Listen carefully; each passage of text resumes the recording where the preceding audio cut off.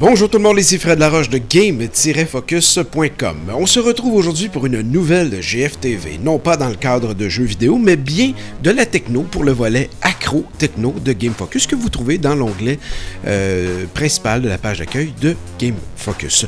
Aujourd'hui, il est question de la montre Galaxy S3 de Samsung et on en parle avec René Cadieux.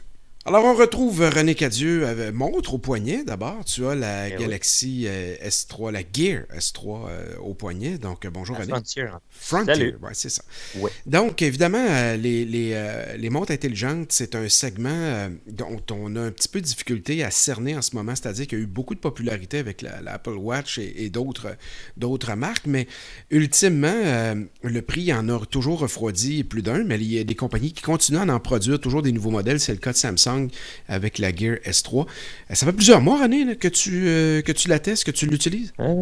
Oui, ça fait un bon bout que j'ai la chance de jouer avec et de m'amuser avec, tester ses fonctionnalités et tout. Puis oui, ça reste un produit intéressant, mais comme tu dis, c'est un produit intéressant, mais cher quand même à se procurer. Celui-là, d'ailleurs, la nouvelle Frontier S3, il y a la classique et la Frontier, dans le fond. C'est les deux modèles que Samsung offre.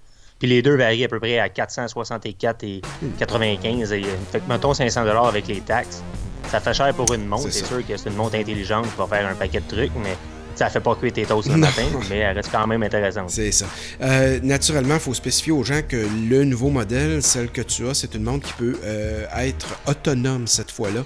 Donc, oui, pas besoin nécessairement du téléphone dans la poche pour faire les appels. Donc, on veut l'activer avec un fournisseur cellulaire et puis vous allez l'utiliser de façon carrément autonome, répondre à la James Bond au poignet.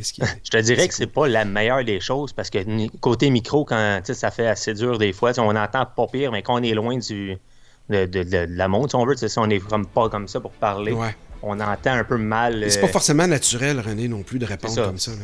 C'est pratique si t'es pressé, genre attends une minute, je prends mon téléphone, tu prends ton téléphone, tu réponds, ça c'est pratique, mais pour le fait de faire une conversation complète avec ça, c'est l'enfer quasiment. Là, puis pour enregistrer, parce qu'on peut enregistrer dedans, mettons, je t'enregistre, si t'es à 3-4 mètres de moi, on dirait qu'on est dans un bar le soir, puis le bruit est là, et ça capte tout ambiant, c'est pas le meilleur son. Là. Non, c'est pas le meilleur son. Mettons, enregistrer un cours à l'école, ceux qui sont à l'université ou des affaires le même qui pensent à enregistrer le cours avec ça, c'est pas la meilleure chose non plus. Alors, parle-nous un peu de la montre comme telle. Qu'est-ce qu'il faut savoir sur celle-là? Qu'est-ce qu'elle a de nouveau par rapport à la précédente? Mais comparativement à la S2, c'est la capacité de la batterie qui est plus longue, avec une meilleure charge, ça dure un bon bout, un bon 3-4 jours allumé sans problème. Sur le site, René, on dit 5, là, mais soyons réalistes. 5 jours, mais je dirais, moi, j'ai toffé à moins, c'est quand même, c'est pas moi qui l'ai acheté, j'ai pas eu l'utilisation...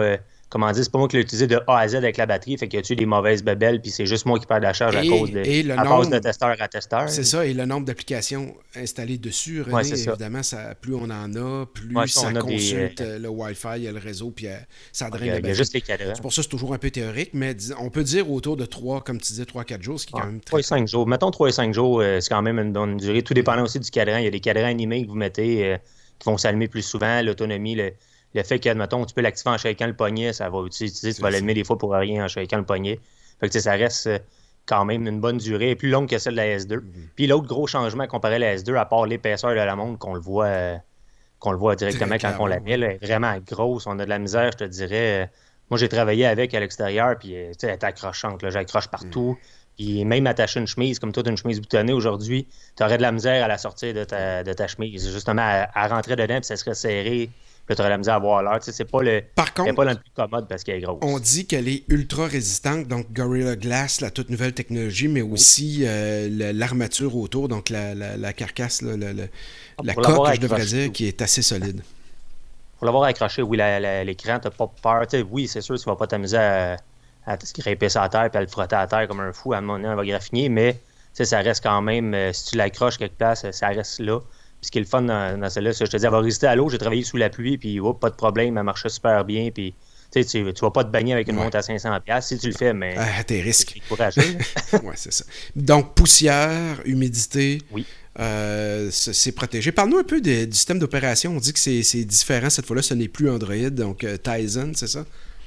Oui, c'est Tizen, mais c'est un Lowes, c'est quand même intéressant. Il va bien. C'est encore, si vous avez eu la S2, vous allez reconnaître la forme de rond. Tout se gère en rond.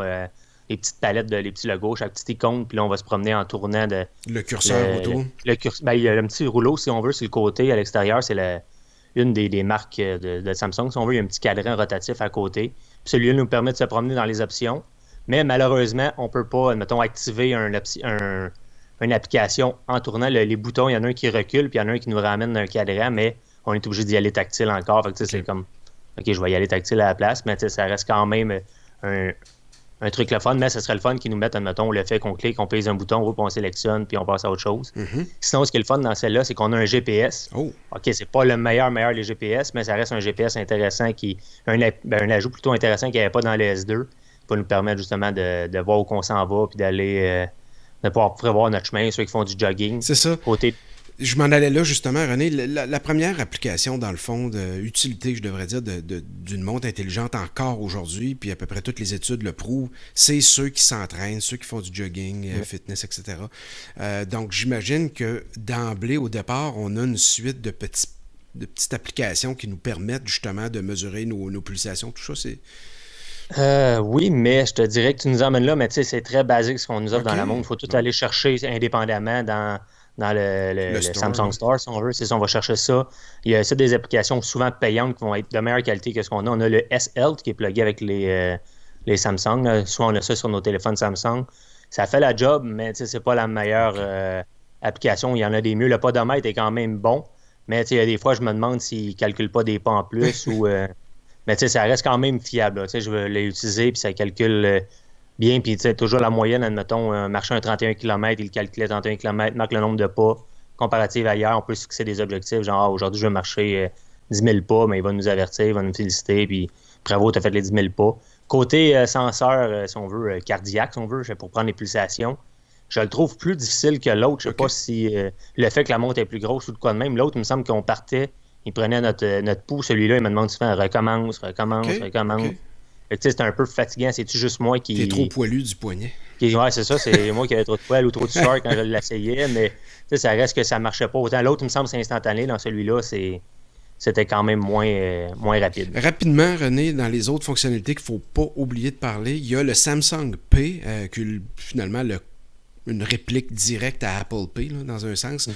J'imagine au Québec, il n'y a pas grand-chose qui fonctionne avec ça, donc tu n'as pas pu vraiment tester cette fonctionnalité-là. Non, c'est ça, la fonctionnalité qui nous permet de payer justement avec la montre, là, mais non, il n'y a pas eu grand... Déjà, l'Apple Pay commence à être impliqué partout. Celui-là, il est quand même très... Je n'en ai pas vu encore, on peut accepter le SP ou le quoi de même, ça, c'est pas encore... Je présume qu'aux États-Unis, on peut plus s'en servir. Ici, il n'y a pas. Ce qui est le fun que vous devez savoir, c'est qu'il y a 4 GB pour des applications. Là, on est 4 GB à mettre, mettons, de la musique, des photos, puis tout le kit, on peut stocker du stock en masse quand même. Ça reste intéressant comparativement à l'autre, je pense. Je ne me rappelle plus c'était quoi, mais c'était beaucoup moins que ça. Mais j'ai lu quelque chose, cependant, on disait que bien qu'on puisse télécharger l'application Spotify, qu'on n'a pas l'option de télécharger nos chansons en mode local. On est obligé de les streamer via le LTE ou le 4G, ce qui est un peu... c'est ça, ce qui va arriver. On va le partir sur notre téléphone, on peut activer... Tout ce qui va nous servir, c'est un player, mettons Play, ça joue dans notre téléphone, dans nos écouteurs, si on est plugué, mais ça va passer par le téléphone au lieu de jouer direct. J'avais essayé ça aussi, justement, une cool, j'aurais pas besoin de traiter le téléphone pour écouter la musique. Ben non, on est obligé quand même d'utiliser la pile du téléphone pour écouter la musique. Donc, ça se couple avec un téléphone Android, mais on nous a annoncé que c'est maintenant disponible via Apple également. C'est un peu ardu. Il paraît qu'il faut aller télécharger une application sur l'App Store pour ça. Puis, le couplage n'est pas aussi instinctif qu'avec Android, mais si vous avez un téléphone iOS, oui, c'est possible d'utiliser la Gear S3.